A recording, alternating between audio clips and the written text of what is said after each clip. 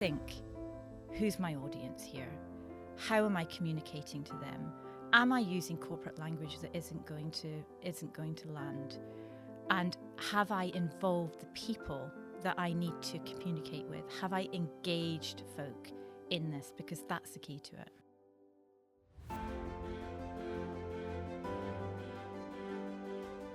Hello everybody and welcome. We're back to another Strategy Story Masterclass. You'll have guessed that this is not Kate Hooper, this is Donald McLean. So we've turned the tables today and I'm going to ask Kate, co-founder of Strategy Story, about the power of storytelling and strategy and turning vision into action, because it's action that makes a difference. Isn't it, Kate? It certainly is, Donald. We have so many people who get in touch with us to say, we've got this strategy, but how do we get it to land with our people? Why is it not getting through? Why don't they get it?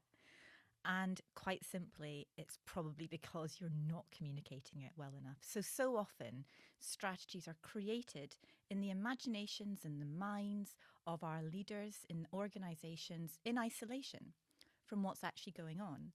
That happens, as you know from your research, an awful lot.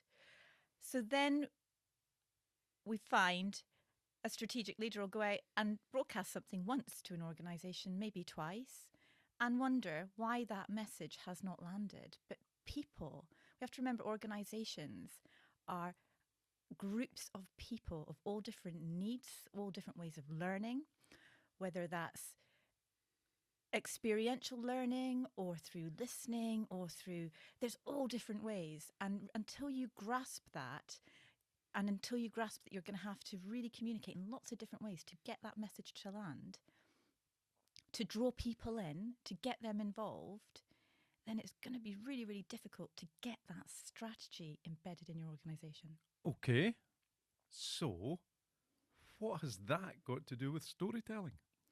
Storytelling is at the heart of all of it. So if you're a leader out there who wants to drive passion, purpose, energy, chemistry in your organisation, you absolutely need to understand that storytelling is a fundamental part of how we communicate, how we connect as human beings.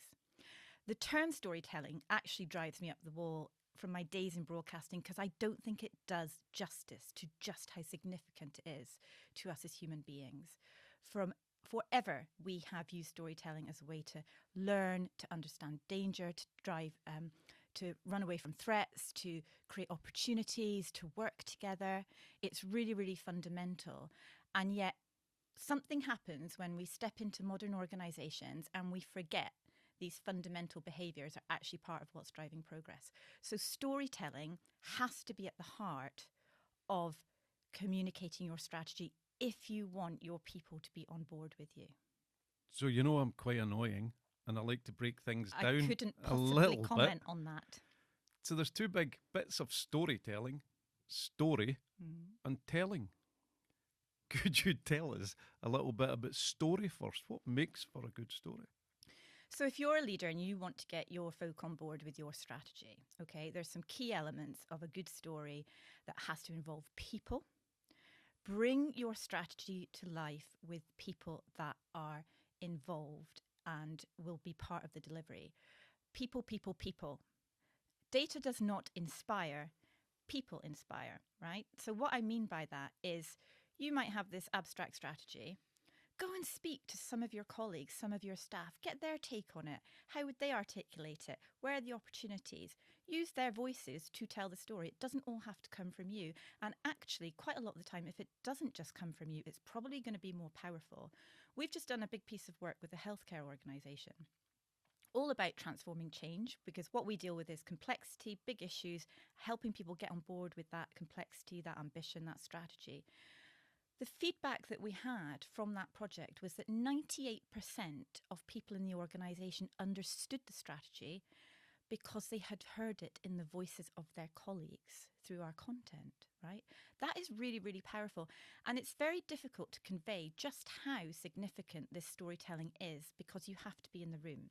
So what we do is obviously we go out and we interview strategic leaders about that strategy, what it actually means, and turn their complexity, their data, their presentations, their PowerPoints, whatever it is, into real people stuff, real human stuff, like you would see on the news, in program making. Obviously, that's where our background is.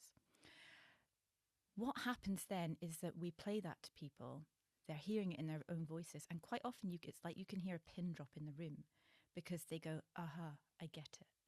It's being delivered to them in a way that they understand, and crucially, that they feel, and they feel passionate, and they understand the why. So you're saying in a way that it's emotional connection that makes people do things?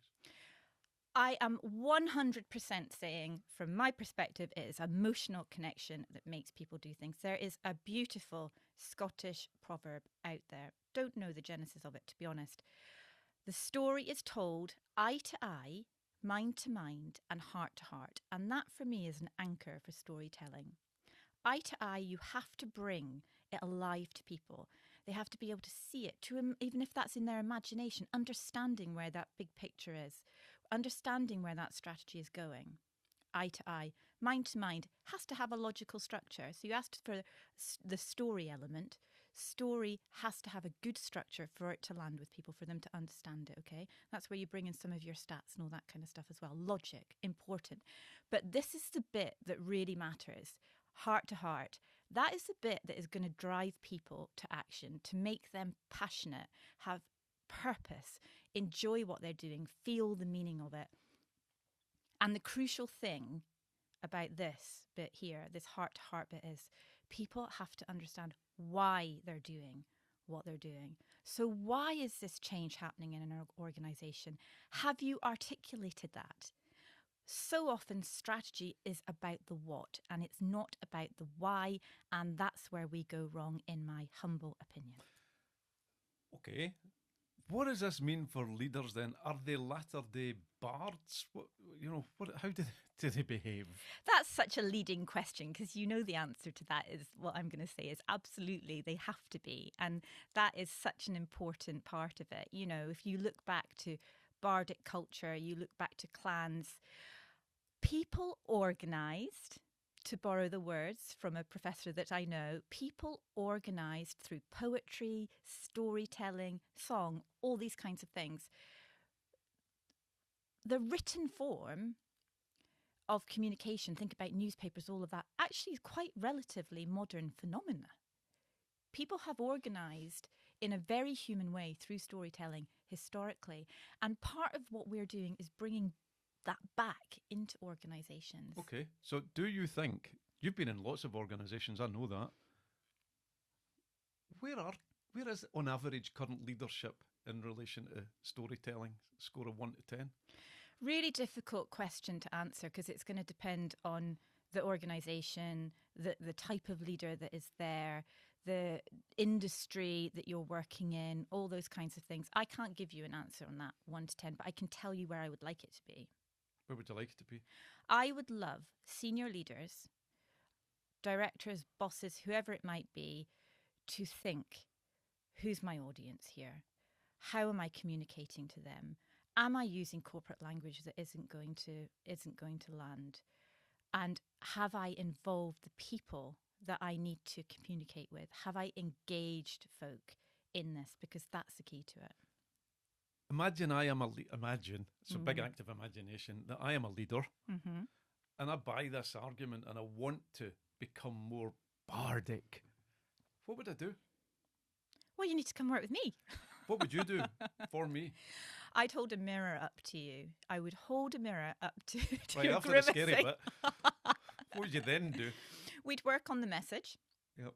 right, that you want to deliver about that strategy. We'd work on who the audiences are that are absolutely critical to be either hear it or to be involved in it. We'd work on what that messaging needed to be. And we'd crucially, if we're doing one-to-one work, we'd be working on how you're presenting yourself to your people. I'm going to ask a cheeky question. Well, that's not like you. Isn't this just like spin doctoring? Oh, we don't do spin. Don't we? No, we definitely don't do spin. Spin for me is taking something that is not wholesome or good and then turning it into something, manipulating it into something to get people on board or to change perceptions. It's like spin for me is a negative thing. And that's my interpretation of it. I'm sure lots of people will have different interpretations. What we do is we work with businesses and organizations who have complex ambitions that are for good, that are for changing, whether we mentioned the healthcare society, we mentioned the healthcare organization, making life better for people, improving organizations so that they're more productive. It's about getting people on board with that, but in a way that feels good for them as well. It feels good for them to be part of this. We don't do spin. Okay, excellent. So, in masterclass fashion, you have drilled me in this very well. We take all of that down to 3 top tips. All right, 3 top tips. Turning vision into action in your organization. Make your strategy relatable. Make sure people can see themselves in it and why it matters. Okay, number 1. Number 2, data is not enough to inspire people to action. People will inspire people to action. So either involve them in it or make sure their voices are included in the way that you communicate the strategy. Get colleagues hearing each other, not just top down, quite often just annoys people. Just saying it as it is. And number 3, use storytelling to cut through complexity. All right, huge, horrible words. What does that mean, right? What I mean by that is get people on board by gathering their stories. What's working, what's not working in the organisation across all levels of it. Then analyse what's being said. Work with them. What are the patterns that are coming through in those stories? What's challenging your assumptions as a leader? And what needs to happen, and get people working together to come up with the rules of the game based on the stories that they're telling each other, working together. Excellent, Kate. I am going to now try and summarise back to you your top 3 tips. Oh, this will be interesting. First is make it relatable. Yep. Get the why across. Let people see themselves in it. Second, use the actual voices of real people involved in making it all happen. Yep. To continue the communication and the rippling out, the amplification of the strategy. Make it real. And third, pay real attention to stories, storytelling, figure out what it's revealing about the organisation, where the surprises are, what matters, what doesn't matter, what you've got to do more of, what you've got to do less of, and keep it all going. Love it. Thank you. I just want to add one thing. If you're running a business or an organisation out there, think about the stories that draw you in, whether it's a programme, a book or whatever, what it is about that, or a conversation that you have with somebody that's really drawing you in, right? You want to hear more of that. When you're communicating your strategy, you want your people to feel that as well. So what are the qualities there that you want to bring into your organisation? And also, why is it that we communicate outside of our organisations differently from the way that we do inside? Bit of a generalisation, but quite a lot of the time that happens. Excellent. That's us up against our 15-minute window, Kate. So I would like to thank you very much for that. I suspect I am not going to get the last word here, so back over to you to finish us off. Seamless segue. Okay, well, thanks, folks. We hope that you are enjoying the Strategy Story podcast and masterclasses. Plenty more to come, more masterclasses, as well as interviews with CEOs, folk running business, folk in business, and also in communities as well, who are driving change and making things happen. If you want to hear more, please, please, please follow us on the Strategy Story podcast.